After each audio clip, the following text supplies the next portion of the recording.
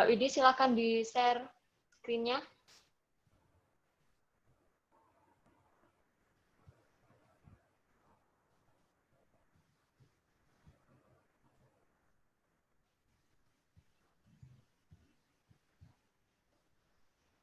Sudah ya? Sudah, Mbak? Oke.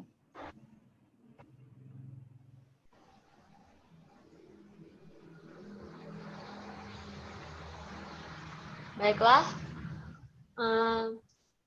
Saya dari kelompok 1 akan mempresentasikan tentang penerimaan pasien baru dan sentralisasi obat pada kuliah online manajemen keperawatan pada hari ini. Saya mempersilahkan Mbak Widya sebagai penyaji yang akan mempresentasikan hasil diskusi dari kelompok 1. Kepada Mbak Widya, dipersilahkan. Oke. Assalamualaikum warahmatullahi wabarakatuh. Sini saya akan mempresentasikan mengenai penerimaan pasien baru dan sentralisasi obat.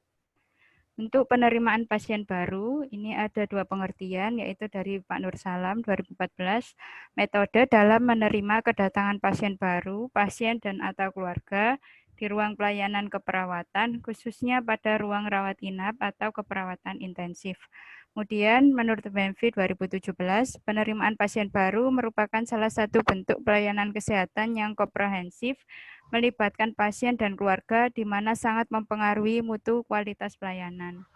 Tujuan penerimaan pasien baru ini ada 4, menerima dan menyambut kedatangan pasien, kemudian meningkatkan komunikasi antara perawat dengan pasien, 3, mengetahui kondisi dan keadaan pasien secara umum, 4, menurunkan tingkat kecemasan pasien saat masuk rumah sakit.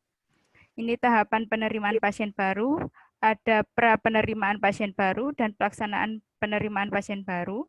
Kemudian pra penerimaan pasien baru ini perawat menyiapkan kelengkapan administrasi, khususnya ini di rekam medisnya, tentang format penerimaan pasien baru, kemudian inform concern, lembar tata tertib pasien dan keluarga dan pengunjung ruang. Jangan lupa untuk menyiapkan nursing kit, kemudian untuk kelengkapan kamar sesuai pesanan, yang pasti sudah di verbet. Kemudian untuk tahapan pelaksanaan penerimaan pasien baru, pasien datang di ruang dan diterima oleh kepala ruang atau perawat primer atau perawat yang diberi delegasi. Ini biasanya pasiennya dari IGD atau dari poli. Kemudian perawat memperkenalkan diri kepada pasien dan keluarganya, sebutkan nama, kemudian shift-nya apa, kemudian ruangan yang dimasuki itu apa. Kemudian perawat menunjukkan kamar atau tempat tidur dan mengantar ke tempat yang telah ditetapkan. Kemudian perawat bersama karyawan lain memindahkan pasien ke tempat tidur dan diberi posisi yang nyaman. Kemudian perkenalkan pasien baru dengan pasien baru sekamar. Setelah itu, pasien tenang dan situasi sudah memungkinkan, perawat memberikan informasi kepada pasien dan keluarga mengenai orientasi ruangan, keperawatan medis, dan tata tertib, serta penyakit. Kemudian perawat menanyakan kembali tentang kejelasan informasi yang telah disampaikan. Kemudian apabila sudah jelas, maka diminta menandatangani inform consent sentralisasi obat. Dan perawat menyerahkan kepada pasien lembar kuesioner tingkat kepuasan pasien, dan perawat mulai melakukan pengkajian terhadap pasien sesuai format. Kemudian hal-hal yang perlu diperhatikan yaitu pelaksanaan harus efektif dan efisien dan tidak terlalu berbelit-belit ya. Waktunya cuma 30 menit dalam penerimaan pasien baru. Kemudian dilakukan oleh kepala ruang atau perawat primer atau perawat associate yang telah diberi delegasi, tetap menjaga privasi pasien dan mengajak pasien berkomunikasi yang baik dan beri sentuhan terapeutik. Peran perawat dalam penerimaan pasien baru ini ada tugas dari kepala ruang yaitu menerima pasien baru dan memeriksa kelengkapan yang diperlukan untuk persiapan pasien baru. Kemudian perawat primer atau ketua tim ini menyiapkan lembar penerimaan pasien baru, menandatangani lembar penerimaan pasien baru, mengorientasi ruangan pada pasien baru, memberi penjelasan tentang perawat dan dokter yang bertanggung jawab atau DPJP mendelegasikan pengkajian dan pemeriksaan fisik pada pasien baru kepada perawat asosiat dan mendokumentasikan penerimaan pasien baru. Penerimaan ini perawat asosiat yaitu membantu perawat primer dalam pelaksanaan penerimaan pasien baru, pengkajian dan pemeriksaan fisik pada pasien baru. Kriteria evaluasi ini ada dua, yaitu evaluasi struktur dan hasil.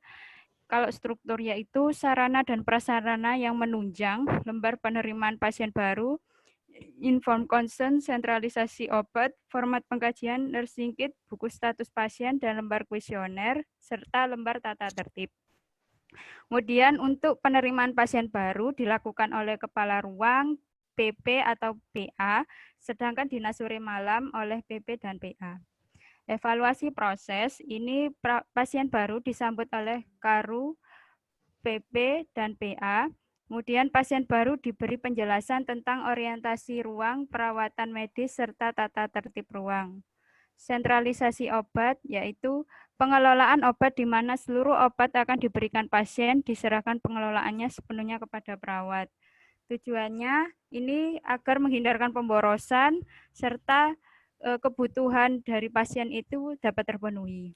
Tekniknya yaitu kepala ruangan sebagai penanggung jawab dan didelegasikan kepada staf yang ditunjuk. Kemudian keluarga wajib mengetahui dan ikut serta mengontrol penggunaan obat. Kemudian resep obat yang telah diambil keluarga diserahkan kepada perawat. Perawat kemudian menuliskan nama pasien, register, jenis obat, dan jumlah sediaan dalam kartu kontrol, serta diketahui atau ditandatangani oleh keluarga atau pasien dalam buku masuk obat. Kemudian keluarga atau pasien mendapatkan penjelasan kapan obat habis dan 5T. Pasien dan atau keluarga mendapat salinan obat yang harus diminum beserta kartu kesediaan obat. Obatnya diserahkan, disimpan ke kotak obat. Pembagian obatnya, ini obat disalin dalam buku daftar pemberian obat, kemudian obat yang telah disimpan selanjutnya diberikan kepada perawat dengan memperhatikan alur, kemudian perawat menjelaskan macam obat, kegunaan obat, jumlah obat, dan efek samping, dan pantau efek samping pada pasien. Ini sediaan obat yang ada diperiksa setiap pagi oleh kepala ruangan dan petugas yang ditunjuk didokumentasikan dalam buku masuk obat. Obat-obat yang hampir habis akan diinformasikan pada keluarga dan kemudian dimintakan resep.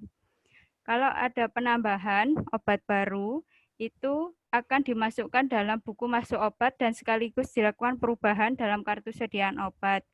Dan yang tidak bersifat rutin, ini hanya dilakukan pada buku masuk obat dan selanjutnya pada keluarga dengan kartu khusus obat. Kalau obat khusus, ini misalkan seperti obat-obat endoskopi yang alur pemberiannya cukup sulit dan mahal, ini memiliki efek samping yang cukup besar atau hanya diberikan dalam waktu tertentu saja. Nah, ini menggunakan kartu khusus. Yang informasinya yang diberikan yaitu nama obat, kegunaan obat, waktu, efek samping, penanggung jawab pemberian, wadah obat sebaiknya diserahkan atau ditunjukkan kepada keluarga setelah pemberian. Usahakan terdapat saksi dari keluarga. Kemudian untuk menyimpan persediaan obat, ini kita harus memeriksa ulang atas kebenaran obat dan jenis obat, jumlah obat, menulis etiket dan alamat pasien. Kemudian sistem kartu persediaan, kartu stok untuk mengganti buku besar persediaan. Kemudian jangan lupa untuk lemari obat, karena ini sentralisasi. Kemudian alur penerimaan pasien baru dan penjelasan sentralisasi obat, tadi sudah saya jelaskan di slide sebelumnya. Yang pastinya jangan lupa untuk menanyakan kembali yang belum dimengerti dan juga menandatangani lembar penerimaan pasien baru serta sentralisasi obat. Kemudian untuk lembar serah terima obatnya ditunjukkan. Kemudian ini diagram alur pelaksanaan sentralisasi obat.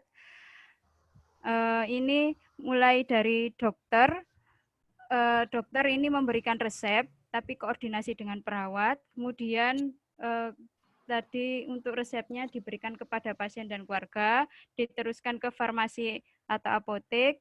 Setelah itu pasien dan keluarga ini melakukan serah terima obat dengan menunjukkan nanti oleh perawat lembar serah terima obat dan buku serah terima obat, kemudian diatur oleh perawat untuk obat yang sudah diberikan tadi dan diberikan kepada keluarga sesuai dengan 5T. Ini untuk lembar penerimaan pasien baru seperti ini. Jangan lupa untuk tanda tangan nurse primer dan pasien keluarga. Ini lembar surat persetujuan sentralisasi obat. Ini ada saksi 1, 2. Nah, ini perlu diperhatikan. Kemudian ini lembar format serah terima obat. Ini 1 lembar 1 pasien. Dengan ini ada nomor, nama obat, dosis, jumlah, keterangan, tanda tangan, dan keterangan lagi. Kemudian untuk lembar pemberian obat oral, ini 1 pasien 1 format. Ya, ini ada tanggal, terima, frekuensi, ini pagi, sore, dan malam. Jangan lupa untuk diparaf. Ini ada keterangannya yaitu TAP, tidak ada persediaan, 2 pasien tidak mau minum, 3 obat dihentikan, dan 4 pasien tidak diperbolehkan minum. Ini lampiran format penggunaan obat injeksi. Ini bisa dilakukan oleh semua, maksudnya oleh 1 ruangan, karena ada nama pasien dan nomor TT. Seperti itu. Ini daftar pustaka yang kita ambil. Baik, terima kasih. Baik, Mbak Widya, terima kasih karena telah menyampaikan presentasi dari kelompok 1. Sekian presentasi dari kelompok 1 mengenai penerimaan pasien baru dan sentralisasi obat. Jika ada kurangnya, kami mohon maaf. Selamat siang dan terima kasih.